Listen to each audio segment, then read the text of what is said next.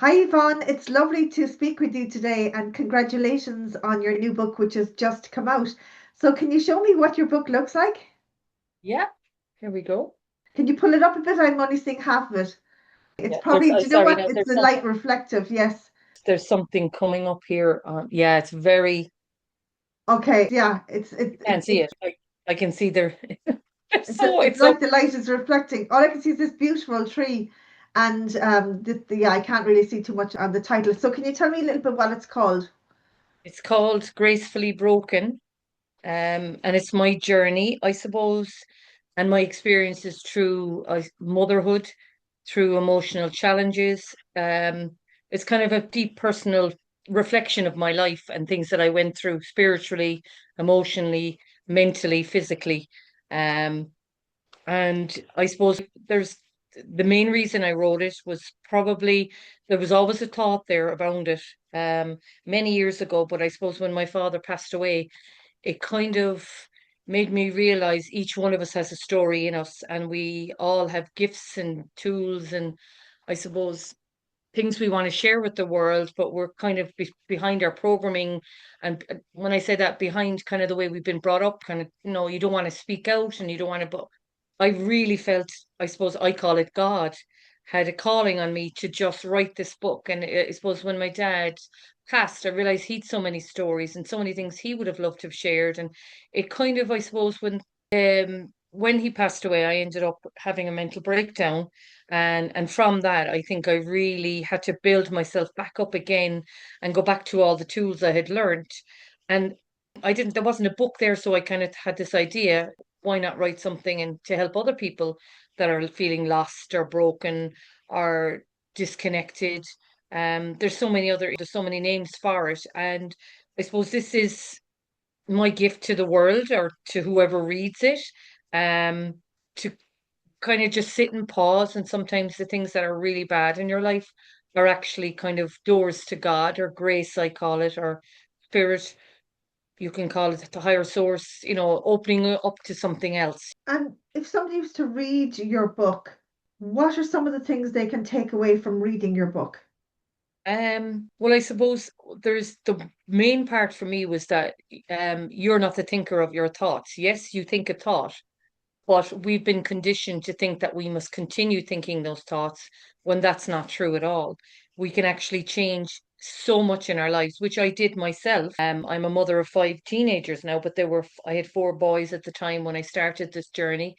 And I believe they were my biggest triggers. They were my children were the ones that were really teaching me how to come back to keeping it simple.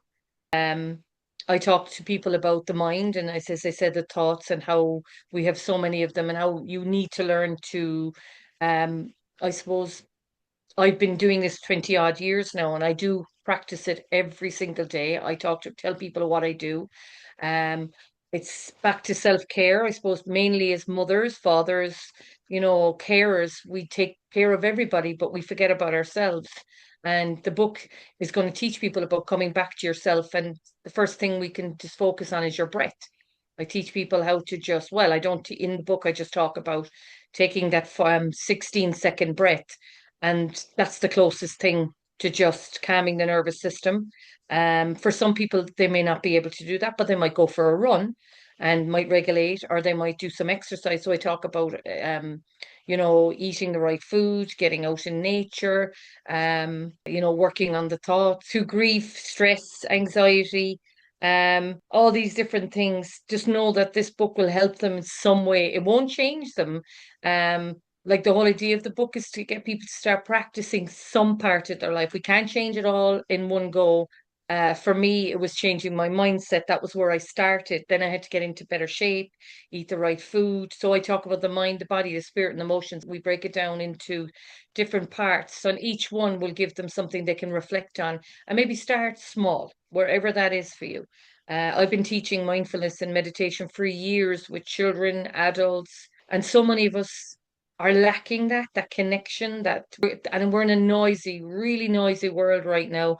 And there's so much going on that we actually need to just come back to ourselves. And people go, what is that? Just come back to your breath. just breathe. Most of us breathe just into our chest, not into our stomach.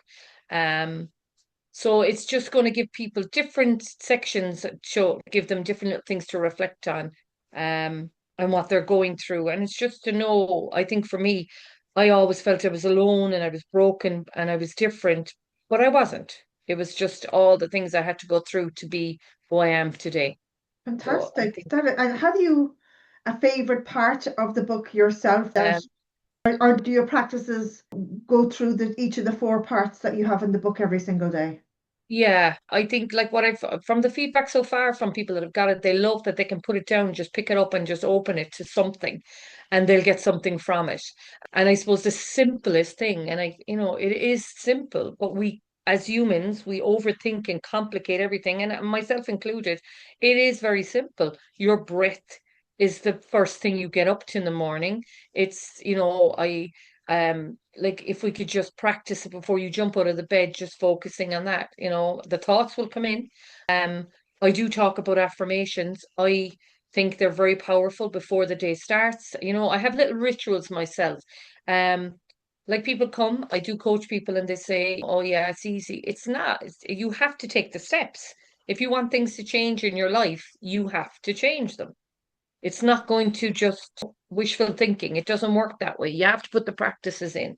That's only if people want to do the work.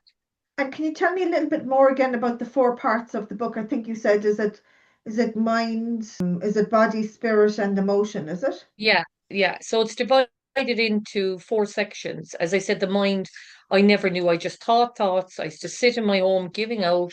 So it's divided into four sections. As I said, the mind was really, I used to think, I never knew that you're the thing, you create your life with thoughts.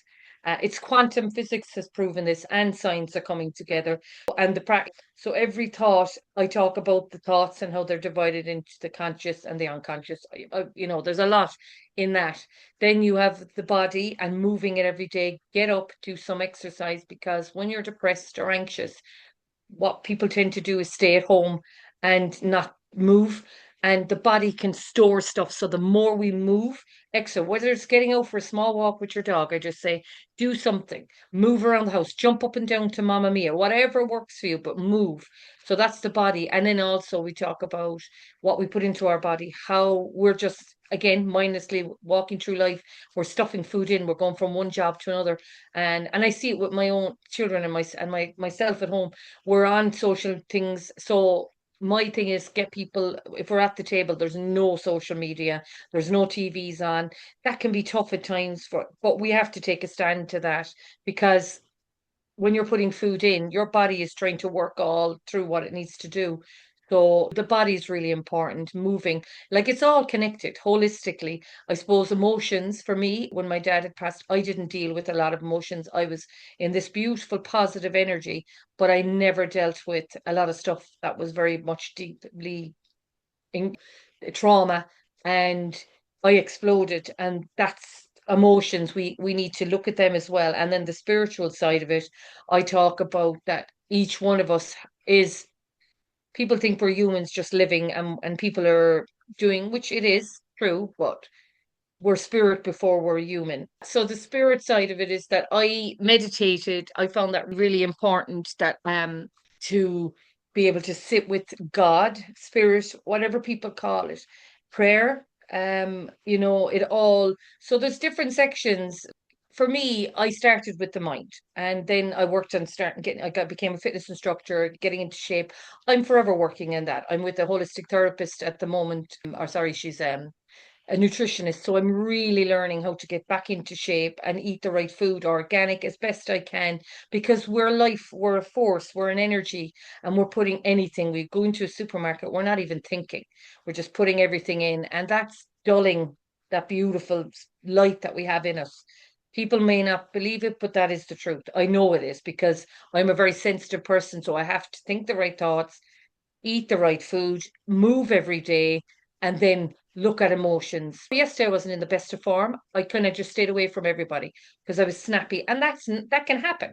We're affected by everything, and it's just but to honor them, not to stuff them away. If you're sad, have a cry. If you're happy, laugh.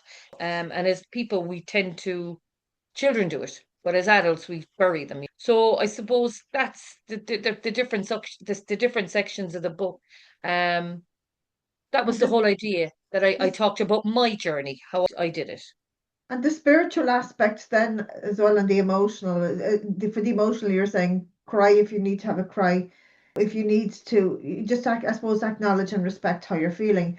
And in Yeah. terms of the spiritual aspect of it, then can you tell me a little bit about spiritual part? The spiritual part, I suppose, again, we're very much, this is my belief, is that we come to this world to live a human experience, but we're spirit. We go back to it when we pass and leave this place. I believe we go back to whatever is there, but it's that light. So we're here to have the best journey we can. It's a very, Earth can be quite hard. We've a lot of lessons to learn. They say Dolores Cannon was someone I used to listen to. She's passed. She would say that Earth is probably one of the hardest schools to live in because there's so much, it's a low density, there's a lot of negativity. So we come down quite, children are very open to this. They see spirit, they hear it, they're very connected until they're about 7 or 8, and then stuff goes on. And then we start to lose that spirit side of us, which I did myself. So when I was about 34, I realized, oh my gosh, this was just dormant. It's always there. It's whether you wake up to it and heal. Sometimes we don't hear it. It could be a very quiet voice, which I believe it is. Um, but it'll keep knocking. Things will keep happening till people wake up to that spiritual side. And it's not a religion. It's not, it's just inside in each and every one of us is this beautiful light. I believe I've been put on this planet to shine it out the best I can. My book is part of that, and be the best person I can be, a spiritual person I can be.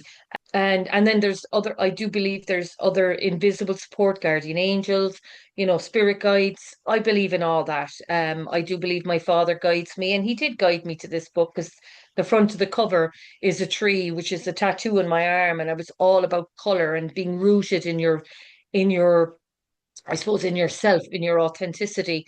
My ego wouldn't want this book to be written, but I know that spirit that we talk about, it really was what I needed to do. And I found yourself to help me to put it out there. Wherever I believe now it'll form wherever it needs to be, where it needs to go. Yes. Yeah, so I think and then in the other spiritual, as I said, it's a school, we're here to learn. So nothing is by mistake. We're all here to learn and grow from each other, even the bad, the good, it's all a learning. So Mm. I hope that answers it. Yeah, I No, think so. absolutely. And I know one of the things we created was a bonus downloadable workbook Yeah, also for people. And I know for those who have purchased your book, if they email you with proof of purchase, that you will email them back the downloadable workbook that they can, beautiful downloadable workbook they can print out, or even they can write into themselves on their computer and record their answers, their most innermost thoughts. And it contains a lot of the questions and the prompts around the four different sections in the book. So it really helps the reinforce the teachings of the book, the learnings from the book, the key takeaways from the book. So I think that's important to point out for anyone yeah, here who has purchased the book or who may meet you and say, Yvonne, I'd love a copy of that book. And, they would, you would give them a book, they pay you for the book, and then you can give them access to the downloadable workbook, because I think that is a real asset to yeah. anyone who is reading the book. Well, like any book, we can read it, put it down, and never do anything. My wish is that whoever reads it does some little bit of work. You have to. Like if I'd heard about healing and spirituality and God 20 years ago, I was so closed off to it. But I suppose through one of my children triggering, which I talk about in the book, I was just very asleep. And when I say sleep, I was just not physically asleep, but just in my thinking, I was closed off. So when I opened up, oh my gosh, what it opened up for me was incredible. The things that just lined up, people that turned up at the right time, classes I started going to a psychotherapist. It was incredible. So we do need to do the whole idea of is read it and do something with it. But like that was my whole idea. Um, that somebody would, that anybody that reads it would just take one step towards whatever one part of their life. And if somebody wants to work with you, what are the different types of services you offer? I suppose I do meditation classes in my home every 2 weeks. It's only a small circle. I normally only take about 10 people, so it's very confidential, very safe, very healing. And that then it may not be somebody that wants to be in that environment with other people and share. So I do one-to-one coaching, kind of on wellness, and somebody would come maybe and ask about certain areas they might think it's something they need to change. And once you have someone to work and that really listens to you, we'd find something, the stuff that would they could work on. I do some energy healing as well, which would be somebody just coming and they would just basically, IET, which is integrated energy. It's working through the angels and just channeling from that higher power and just letting the energy flow, and whatever needs to go from that person will go. So I also offer that. Um, I do workshops, but like that now at the moment, they're quiet. We'll wait till after the summer and probably introduce them again. Perfect. No, that is fantastic. Well, in fairness, your book is great. It's a great, testament to what you've gone through, and particularly highlighting that there are sensitive people out there. And sensitive doesn't mean you're weak or that something is broken or something that is missing. And again, it really is about the grace to be able to recognize that in yourself and to be able to pick yourself up and to be able to apply some of the really great techniques and insights that you share in the book to make your book a really well worthwhile book for anybody who feels that life is maybe dealt them a hard blow, or maybe feel a little bit overwhelmed or stressed by life, maybe feel that life is passing them by and they don't know where they belong anymore, and they just need a kind, compassionate, supportive guide. Then I think your book is a great companion Yeah, reader for yeah, somebody. yeah, absolutely. That's the whole idea. If it just, as I say in the book, if it touches off one soul, I've done my job. And I know I do believe it has Thank because, you. yeah, we've sold copies. So, yeah, And can you absolutely. read out the back cover of the book there for our readers? I can, of course.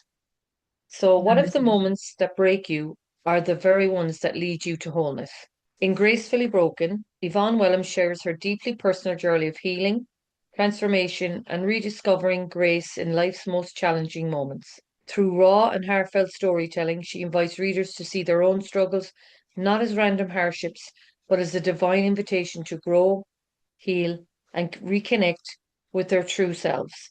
This book is for anyone who has ever felt broken, lost, or out of place. It's for those who care deeply for others but quietly wonder if there's more to life than survival. And then just a little bit what you'll discover in the book. And then it's whether you call it God, grace, source, or life.